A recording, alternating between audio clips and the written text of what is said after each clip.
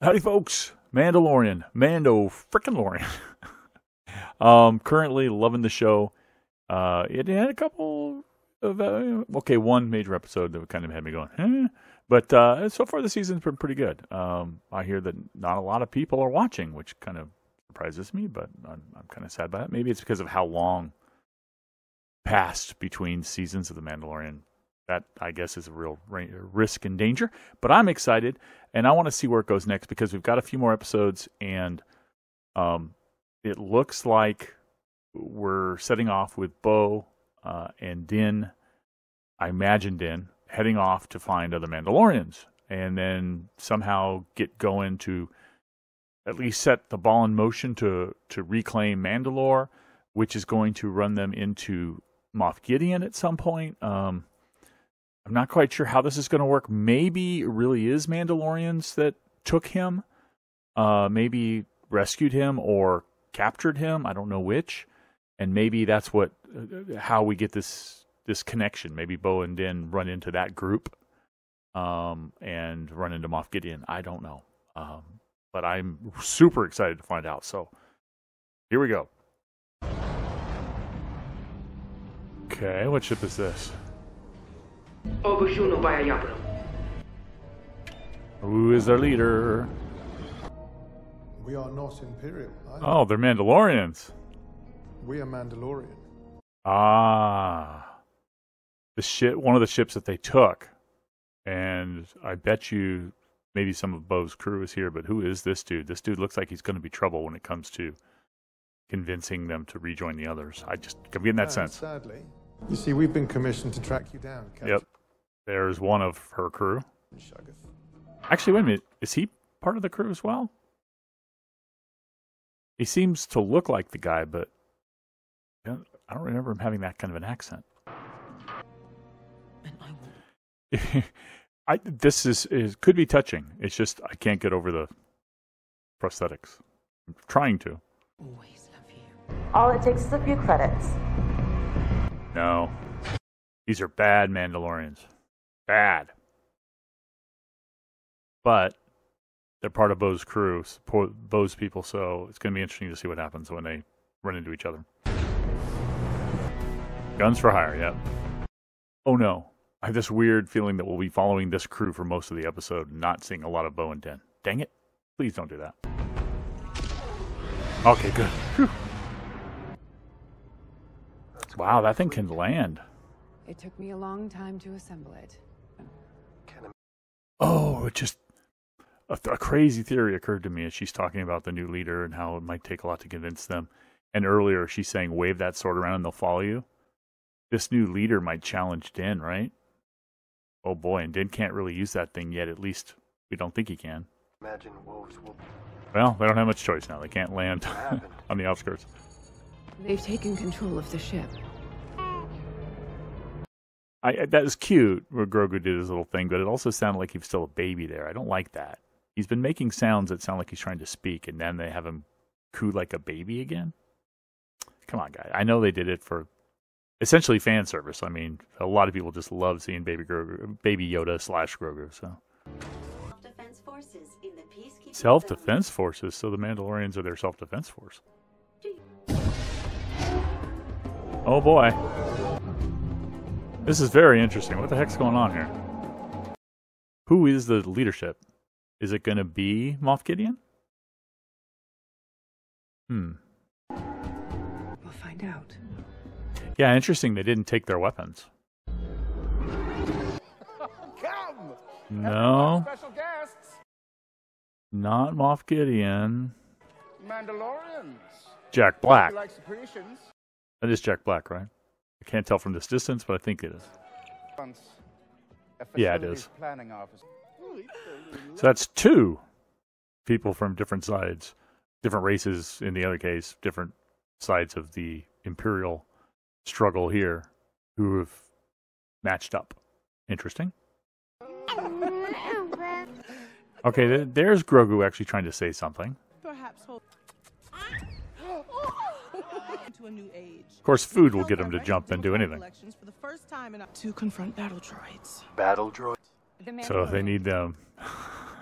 obviously. Yeah, that's a good question she's about to ask. Why can't they handle the battle droids? Garrison outside your city. Intended to convey is that I would No. hope Grogu's loving it. this and petition the New Republic to recognize it as such. The mercenary Well. captain asked. You had me at battle droids. These droids were all on this. Yeah, battle droids because he. Please don't tell me that's who I think it is. Battle droids are the ones that killed his people, and that's his big trauma. So that's why he hated droids so much, and he started to like certain droids. But battle droids, I think he's always going to have a place for destroying battle droids. Stockpile. The droids Are you were kidding me? Is this Christopher Lloyd? It can't be. It sure does look like Christopher and sound like Christopher Lloyd. It is. payday and So now we're getting the Mandalorian version of Wall-E, where the droids have taken over and the people are all lazy, so they don't want to give them up, and the droids are turning on them. a direct beat to the Ugnaughts. Ugnaughts. Din likes one Ugnaught in particular, but poor Queel died in season 1. I bet Bo wishes she'd brought her helmet now. Oh, she's going to get their attention, isn't she? We were sent on behalf of the Duchess and Captain Bombardier. Friend of Ugnaught Queel. You will answer our questions and help us with our task. I have spoken. Ah, he knows how to deal with them. I like well, I don't know if I like, but it's interesting that the format has returned. Throughout this season, at the beginning of the season, the very first episode, I said, well, Din's going to go through the process of doing a mission for somebody else before he can make a step forward in his quest. But then most of the season hasn't been that way. But this one's that way again. All of a sudden, they want something, they have to do something for somebody else first. Is that a good sign or a bad sign? I don't know, but it's interesting. Although now I've been teased so far with the progress of the story, with the exception of the one episode with the time on Coruscant. But I've been teased with the prospect of having the story progress constantly. Now it's not progressing. It's interesting. They're not soldiers for hire here. They're basically cops. They're just a duo of detectives who are trying to seek out bad guys. Basically, it's basically a crime drama,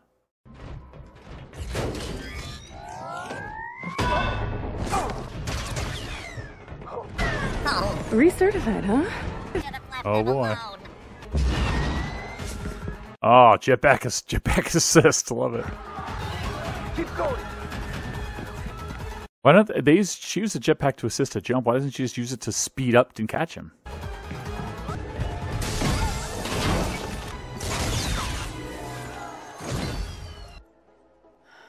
This is so a duo detective crime drama. Now they found the matchbox on the on the suspect. Gonk, gonk. We don't serve their kind here. I like how the bartender cut the other one off. He'd had too much. Pulled it out of him, disconnected him, and then waved him off. No.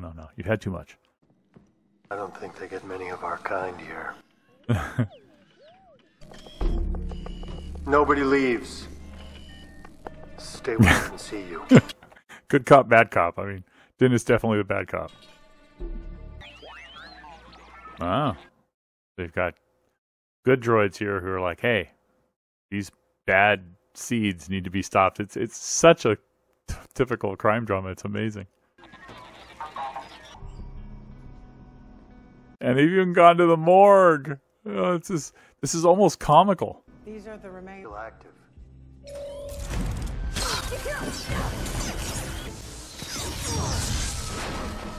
They're still active. They're actually nanodroids. Oh no. Nanodroids get into the... Well, the people who decode this language, the languages of Star Wars, are going to have a field day with this screen. Commissioner Hellgate. Christopher Lloyd. Count Dooku. So Count Dooku was a visionary. So he's one of them, huh? Politics. Yeah, exactly. Grogu has been with her the whole time. Oh, he's helping her. Oh, yeah. Such a streak, so he's been helping her quite a bit. Is there no room for a little bit of forgiveness in a galaxy so vast? Is she going to forgive him? Our deployment of Mandalorian privateers. Finally, they can go do what they wanted to do. Which is not, there's not a lot of time left in this episode. I also... It's an actual key. Oh, great. Wonderful. Oh, it's still in the crime drama thing. You know, the detectives or the cops at the end get the key to the city because they did such a great job. I grant knighthood. Oh, no. Wow.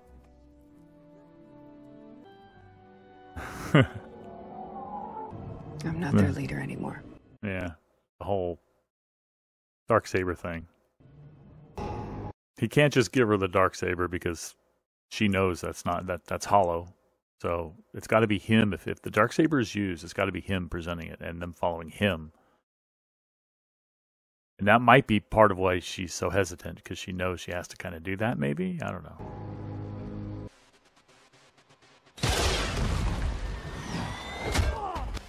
No helmets.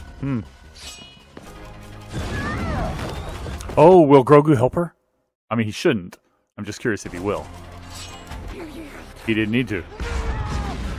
Well, maybe. Okay, so they know he's got the Darksaber, of course. Because... No, wait a minute. Was her... I can't remember the end of season 2. Was the female who was her second, or by her side, was she there? She was there, right? On the ship, and she saw Din with the Darksaber? Yeah. Right? He's the one you should be challenging. The Mandalorian that they were. She's building him up. So that, because they only really respect, as he said, that who has the Darksaber. So she's trying to build him up to be a Mandalorian worth following.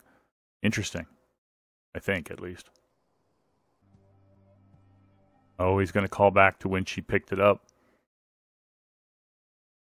Is he going to try to make an argument that droid creature thing had possession of it, took it from him, and that she took it from that thing? A lot of people were saying that as soon as she picked it up and fought that guy. They were saying, does she now possess it? It would. There you go. She won it in combat. To its rightful owner. She won it in combat. Oh, come on, Dan. You should have said this is the way. Come on. Light it up. This was Bryce Dallas Howard. Good job on the last bit. And the rest of it was fun and funny. I'm torn. Part of me wants to get mad at this episode for how much time it wasted getting to the story that we really care about. The whole Mandalorian reunification and stuff. But it was fun. It was fun to smile and laugh at and see all the great guest appearances. So I can't be too mad at it. I liked it, but it did distract a bit. But anyway, they kind of rushed the end. And I'm sure a lot of people will complain about that online. They'll complain about how the story was rushed to give, the reunification to happen between this group of Mandalorians and Bo in the end, her taking them back to obviously to the Armorers group and so forth, or the other way around. But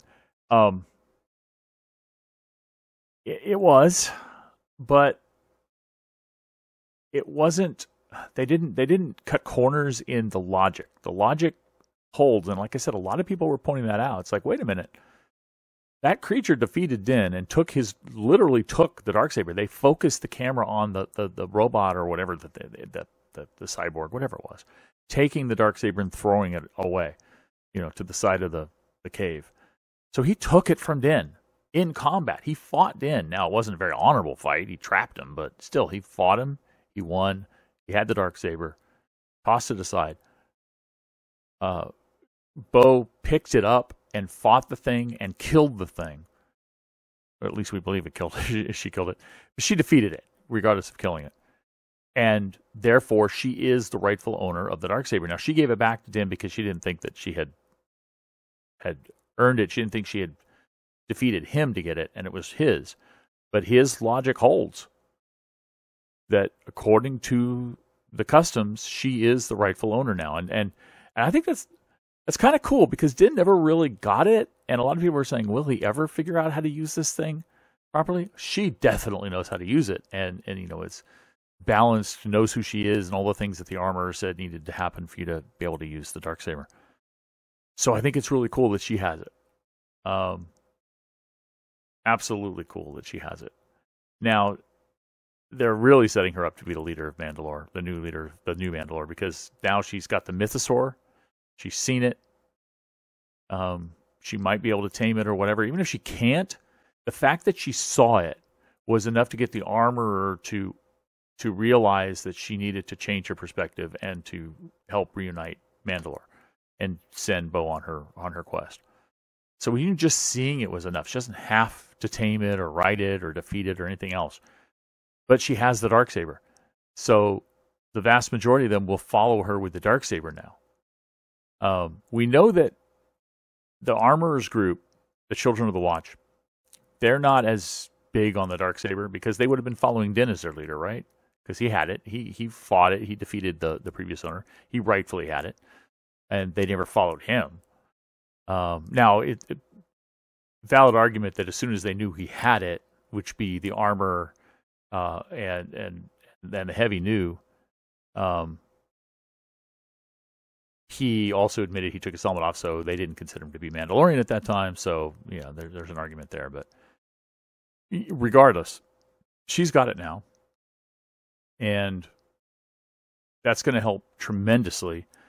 I'll go ahead and mute this and play some of this artwork. But she has it now. That's going to help her tremendously in reuniting the groups.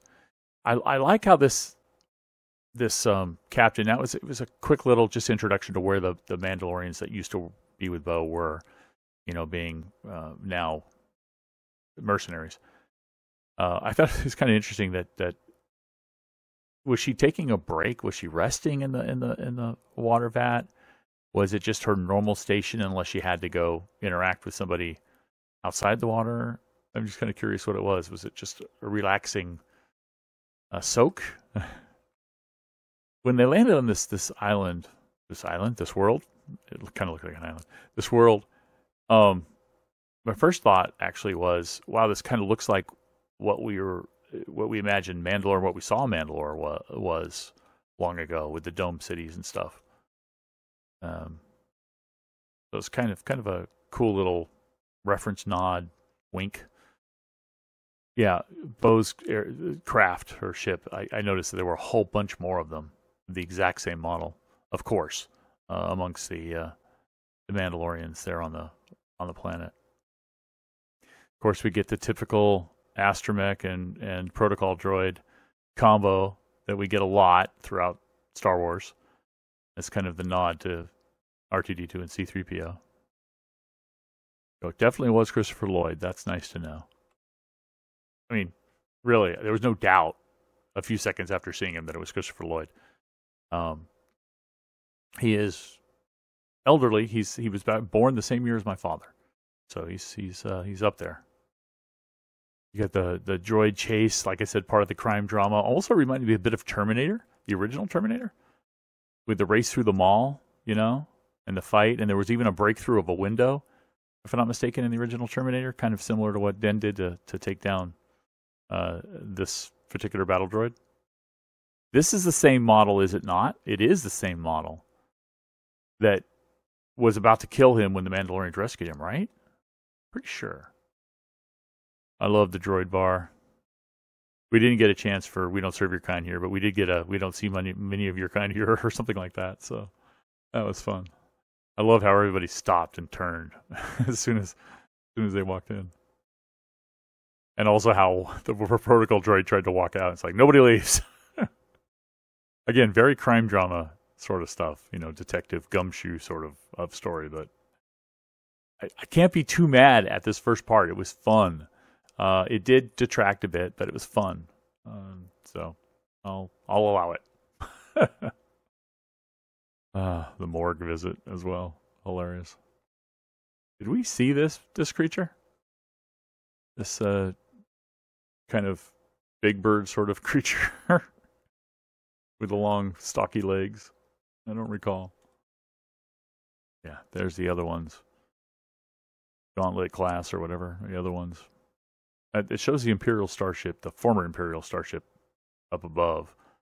But we saw it landed as well. So, very cool. All right. It was, like I said, I'm of two minds, but no matter how much I didn't like the distraction, I loved the fun nature of that first part of the episode. So, got to give it to him. It was fun. It was so blatantly parodying almost the whole gumshoe detective thing, but still, it was fun. And at the end, they kind of resolved the whole Bo's former group. And like I said, it was quick, but it wasn't out of left field, right? Din was sitting there thinking. I mean, she defeated him in combat, and like he said, you may have defeated me, but you'll never lead Mandalore or whatever. And then Din's like, hey, she is, and here's why. And I think that worked out really well. So we got her personal fight, which she needed, and you saw that he didn't try to interfere. We didn't even get Grogu interfering. I was thinking that Grogu might help her a little bit, but he didn't have to. She's that good. And then that part's been resolved, so this group, at least, is coming back. Now, are they going to continue looking for other groups, or are they just going to be content with this amount? Her former team, her former group, joining up with the Children of the Watch. Are they going to run into? Were there Mandalorians who were responsible for Moff Gideon? Because we haven't seen Moff Gideon. We only have 2 episodes left, 7 and 8, I think. I'll have to double check that, but I'm pretty sure we haven't seen him yet. So, are they going to continue searching and run into another group? I'm still trying to figure out how Moff Gideon, and with what Bo and Din and all of the Mandalorians are trying to do right now, how are they going to run into conflict with Moff Gideon? How are they going to tie that part back together, or are they even this season? Maybe that's some little tie over for next season. Maybe, I don't know.